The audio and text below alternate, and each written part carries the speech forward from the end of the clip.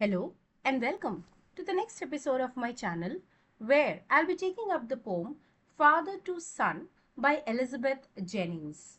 Now, the central idea of the poem is the generation gap which occurs when the communication link between two generations breaks. In this poem, we are talking about the generation of the father and the son. In the first stanza, the father unhappily reflects on his inability to understand his own son. They have been staying in the same house for years, but due to a lack of communication and understanding, both father and son do not understand each other. The father does not know much about his son's interests, likes, or dislikes. Thus, he tries to build up the same kind of relationship as he used to have when his son was a little child. He wants that old relation to be re-established. The father has now realized that there is, that gap between them, and he wants the relationship to improve. So this is what we learned from stanza 1.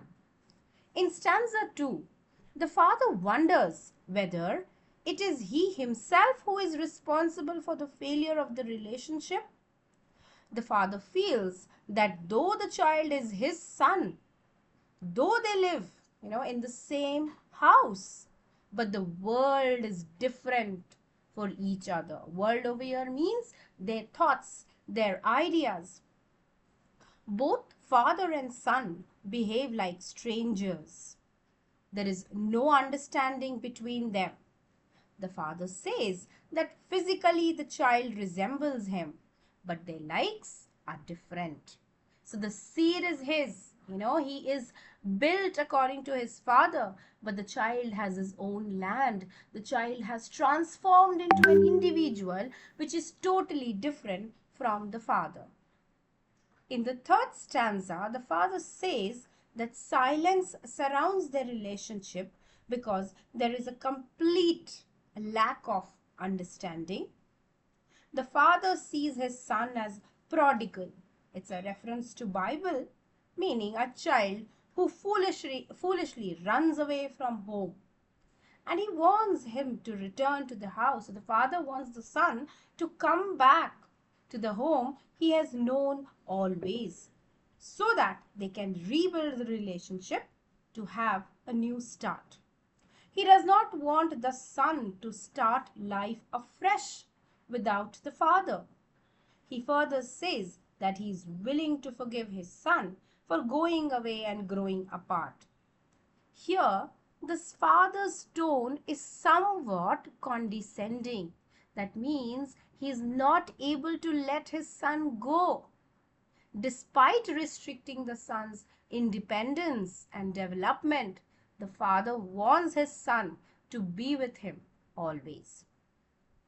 Now, in the last stanza, the father says that both of them must learn to live together in spite of their misunderstandings and difference.